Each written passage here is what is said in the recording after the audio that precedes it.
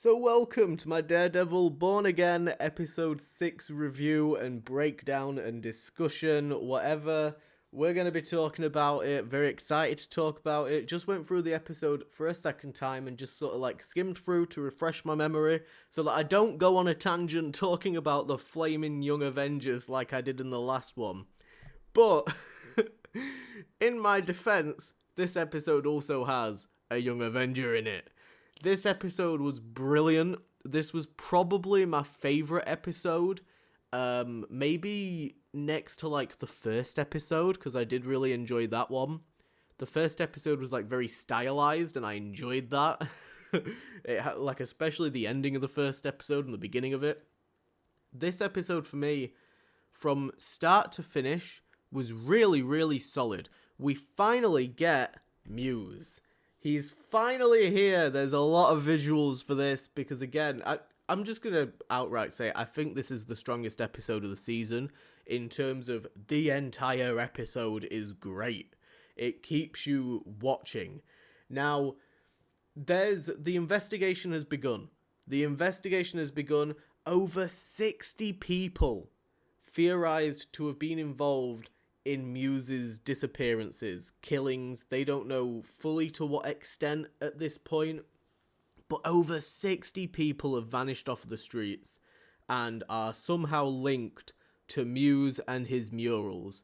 Now, we've been seeing his murals, we've been seeing loads of them throughout the show. We've been seeing glimpses of him, and it seemed like he was gonna kind of be just like this lingering force in the background that like Daredevil would deal with and then get back to Fisk.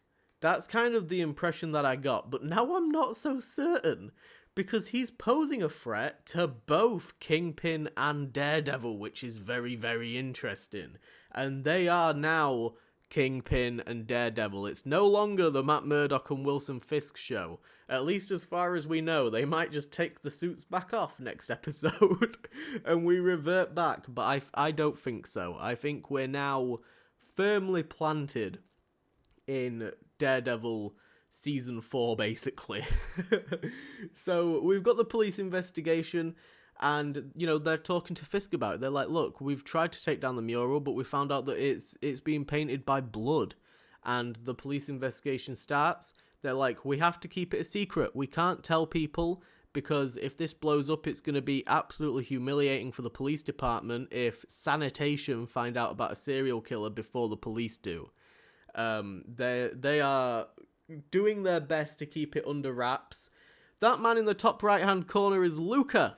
We saw him this episode, and he dropped that he was behind the bank robbery basically because he's in debt to Kingpin, and Kingpin has just increased his debt by, it's gone from 1.8 million to 2.8 million. So he really needs that diamond. But yeah, that's the only explanation that we really got for last episode existing, which is really weird. I'm trying to burp and I don't want to. I'm sorry. That's why I feel strained at the moment. So we got the return of Angela Ayala, who is Hector's niece, right? I think in the comics or in the shows and stuff, it's his daughter, but they're doing niece in this one. I have no idea, but she's going to be a young Avenger, let's be real. And she wants to investigate these disappearances because Hector was investigating them before he died, before he got, taken in for the whole stuff in episode 3. So she goes to Matt Murdock and says, look, is there not something that you can do about it? And Matt's like, yeah, I don't want to. He doesn't want to put the mask back on. Leave him alone. And she's like, fine, well, I'll deal with it myself. So that's what she does. We catch up with her later on, and she's investigating it. In the meantime, we cut to Fisk. This was, in my opinion, a very Fisk-heavy episode. In terms of, him finally being broken down. We see him interacting with, the MCU equivalent of, the founding fathers of New York, basically. It's, the richest families in the city, and he's, trying to make a bid for them to fund his renovation of the docks, which I'm assuming at some point in the future will be his crime base of operations. Kind of similar to, like, you know, I've not read a heap of Kingpin comics, but I know in the Spider-Man game, he operates from the docks. You know, he's got, like, all the shipping containers and shit. I would assume that they're going to do something similar in terms of Fisk, and, you know, he's going to be the mayor, but his new dock operation will be the main cover-up for anything illegal that he wants to do. All the shit will go happen at the docks. Like the New York Marvel equivalent of the Narrows from the Nolan films. So, like, the majority of the episode, the big bulk of the episode, is a lot of Fisk stuff. We didn't see him eating in last episode or this episode, but he split his suit. It's true, he's getting bigger, and I think by the end of the season, he's gonna be huge. I cannot wait.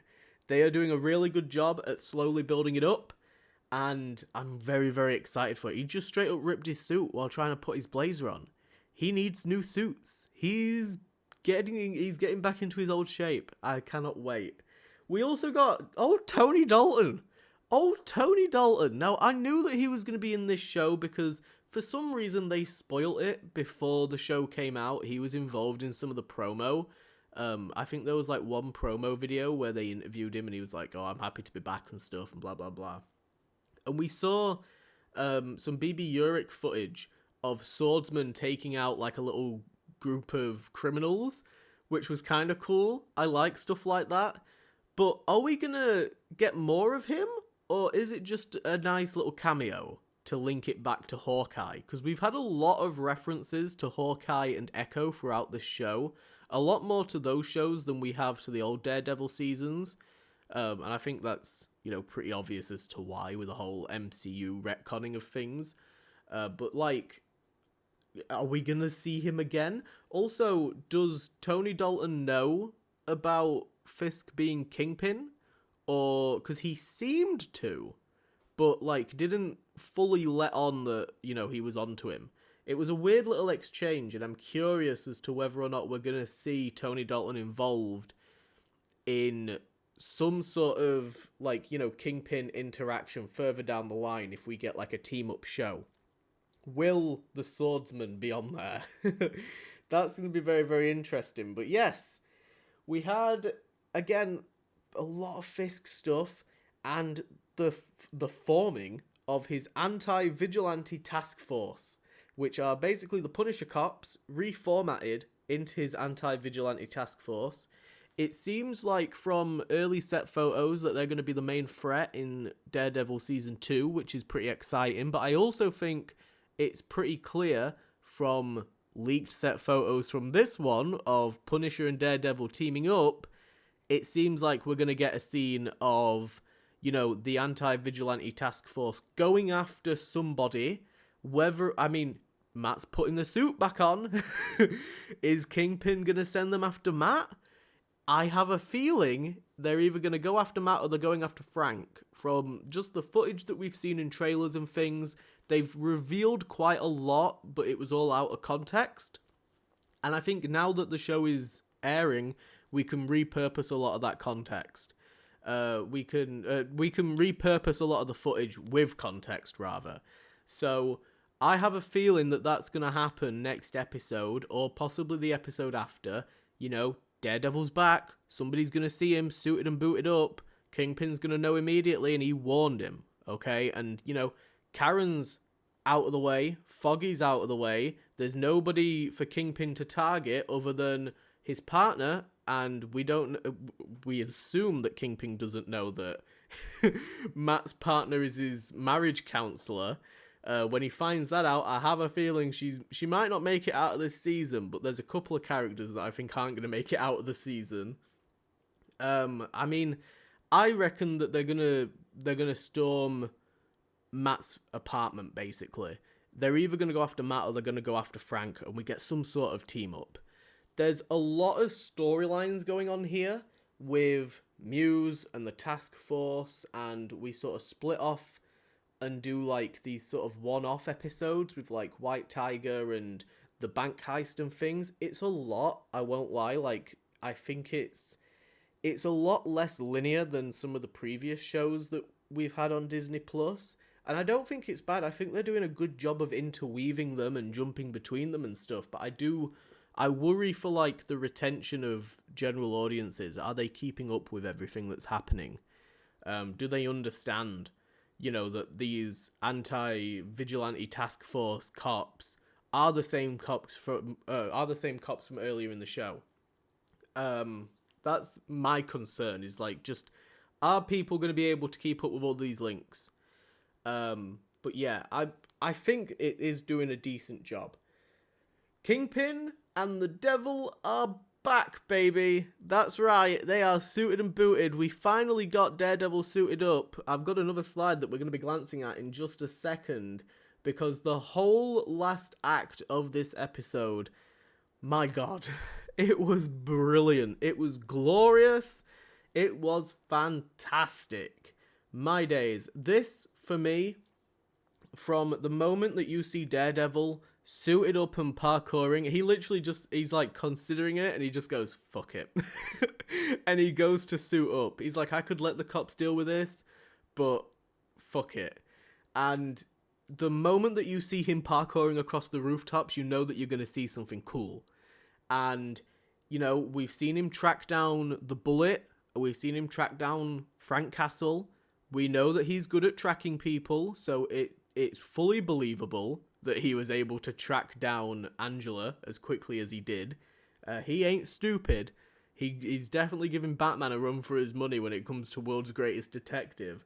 And juxtaposed to this, the show has done a fantastic job of mirroring the journeys of Wilson Fisk and Matt Murdock, and then Kingpin and Daredevil. They are co-protagonists of the show. And this whole final act did the exact same thing, where we get to see Daredevil reemerge and Kingpin reemerge. And it makes so much sense that the show is called Born Again, because they have gone through like this journey of rebirth where they've tried to be somebody else and now they've come out on the other side as like an evolved version of their former selves. It's so interesting. So we see we see Muse, rather, carrying Angela while she's, she had been investigating him, found out, the tunnel system that he's hiding in, and he knocks her out and takes her into his lair, and he's going to use her blood to paint a new canvas, and he doesn't care that she's only a teenage kid. Apparently that doesn't matter to him. He's got, like, no moral standings. They make this guy, like, the worst possible motherfucker, and probably warranted if Daredevil was gonna kill him at this point. I don't think it would be unjustified. But we'll get to that.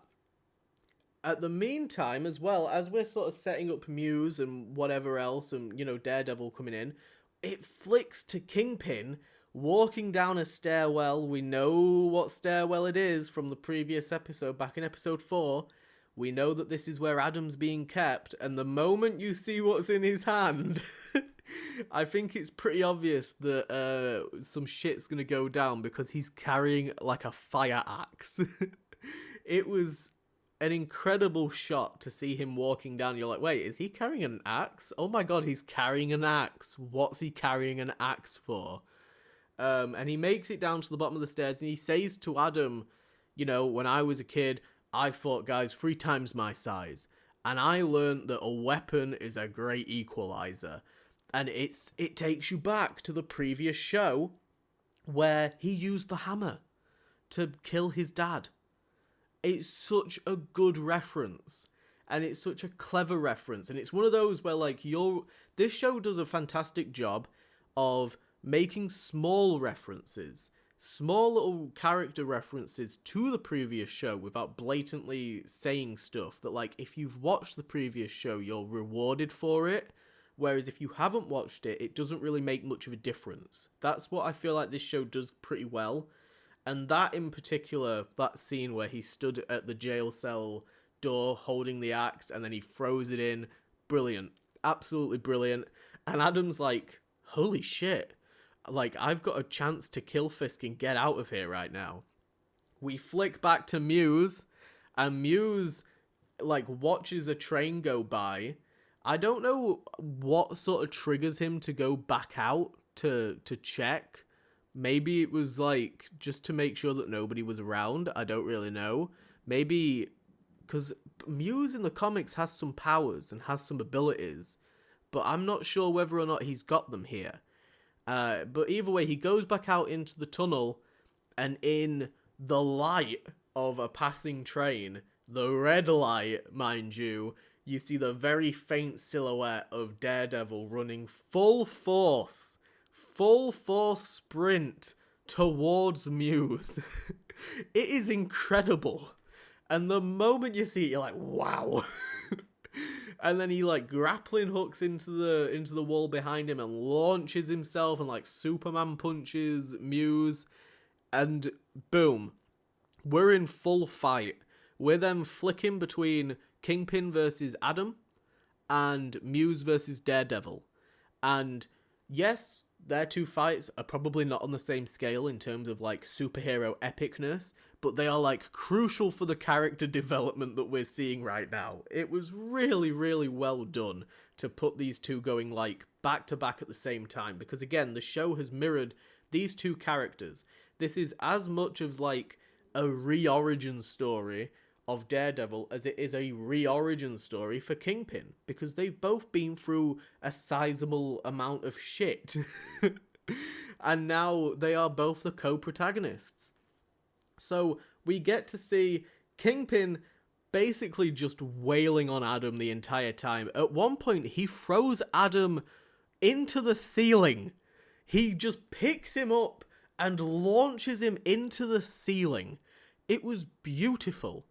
And then we get to see, like, Matt just tanking a load of hits from Muse, and he does, like, this primal scream, reference to season 3 there. A primal scream before he just starts wailing on Muse.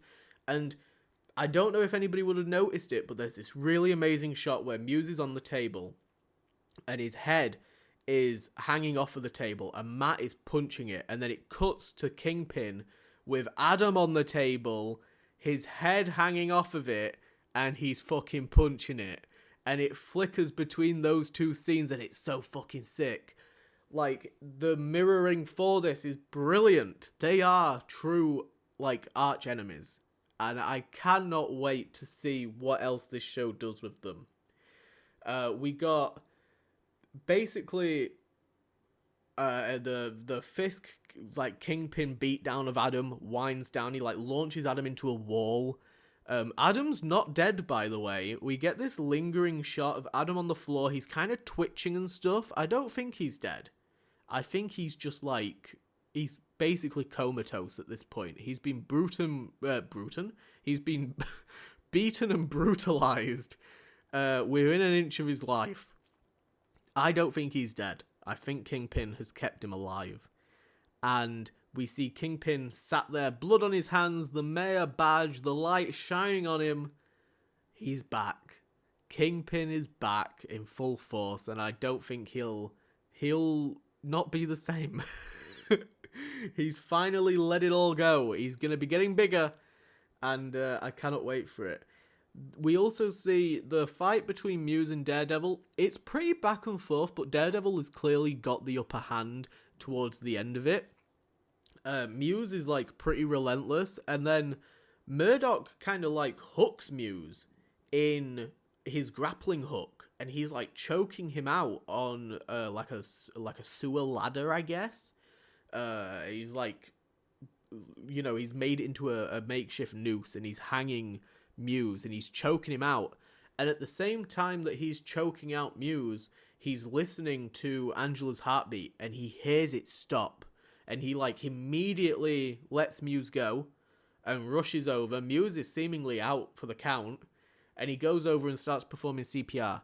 And he's trying to jumpstart Angela's heart again. And thankfully, I mean, we knew he would, but it was a very intense scene. He manages to do it, and she's alive. And he says to her, and she's like, "Daredevil?" And he's like, I'm here. I'm here. And then it ends. Muse is gone. Muse has made it out of there. We get like a brief flicker that he's managed to get away. Now, in the comics, I'm fairly certain that Muse's abilities are that he doesn't give off, or like he isn't detectable by Daredevil's senses. So I don't know whether or not that's going to be something that it technically is already factoring in, because he managed to get away without Daredevil really noticing too much. I'm not sure, but I don't really know what to make of like Muse and his power set and stuff, and whether or not he's even gonna have him. I've got a feeling he might just be a bog standard serial killer, which is fine. I'm completely fine with that. But yeah, we got the final line of the show, of this episode. Daredevil suited and booted. I'm here. Which was really, really clever, because they clearly knew that we'd been waiting. I think that was like a deliberate thing. And I think that this isn't going to follow... I mean, it already isn't kind of following the formula of the other Disney Plus shows. To an extent, it is, because like episodes 4 and 5 of the other shows are usually pretty solid. Agatha all along kind of switched that up, where I think the first 2 episodes were pretty strong, and then it kind of dwindled around 3 and 4. I think we got the Billy reveal at 5, so maybe you could make a case for that. But it was episode 7 for that show. And then 7, 8, and 9 were all really solid. So I think they're trying their best to break up the formula and kind of sprinkle in these really amazing moments throughout the rest of the show, so that you don't feel like, you know, the Marvel formula has carried over into its TV series. Overall, though, this was brilliant. This was a fantastic episode. This was a 10 out of 10 episode for me. I loved it. I didn't rate episode 5, that one. I didn't rate episode 5, but I would probably give it like an 8 out of 10. I don't think it was terrible. Again, its pointlessness definitely was a downside to it. This episode were a 10 out of 10. It was brilliant. Absolutely brilliant. I'm so excited for the rest of this show. I'm a little bit upset because I'm starting a new job at the weekend after next weekend.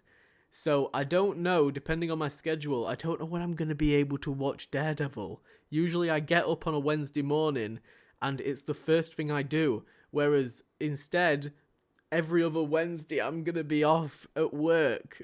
And I'm not happy about that. But thankfully we've only got a couple of episodes left. So I'm really hoping my schedule allows for me to watch at least the finale in the morning as soon as I wake up. I don't want to have to wait an entire 12-hour shift at work to see the finale of the show. And I hope it's a 2-part finale. We need to get Punisher in here. I think he's going to be here again. I think that everything is now coming together, and we're going to start reaching the climax of this first season. Very excited for it. I hope that you've enjoyed it. Thank you for listening to me ramble about it. What did you think about it? Let me know in the comment section down below, and I'll see you guys in the next video. Bye-bye.